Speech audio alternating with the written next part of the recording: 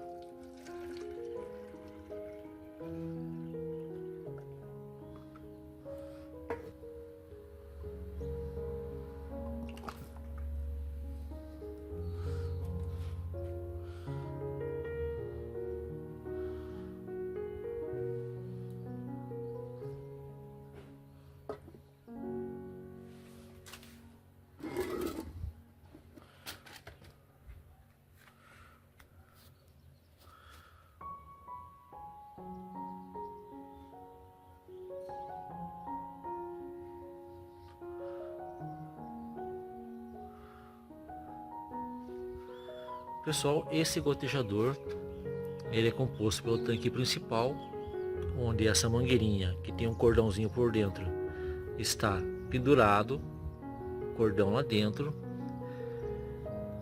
com uma arruela fazendo peso para que fique dentro da água. Por sistema de capilaridade, essa água sobe pelo cano, o cano está acima do nível da água, porque esse tanque auxiliar ele vai até abaixo aqui do cano, até aqui nessa onda, nessa curva aqui.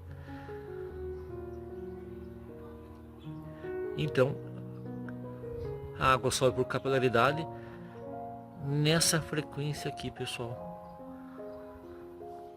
jogando uma gotinha de água na sua plantinha, evitando que ela morra, permitindo que você possa viajar tranquilo, sem se preocupar em regar suas plantas.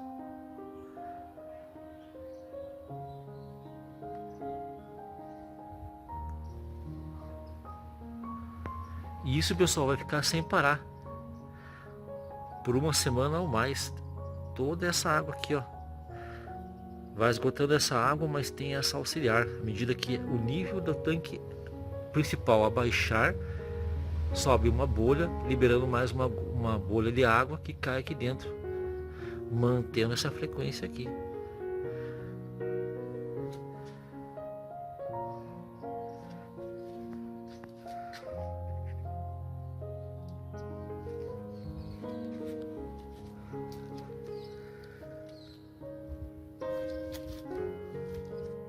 Gostaram desse vídeo, pessoal?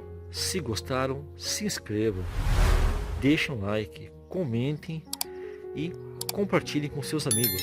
Beleza, pessoal? Tchau, fiquem todos com Deus e até o próximo vídeo.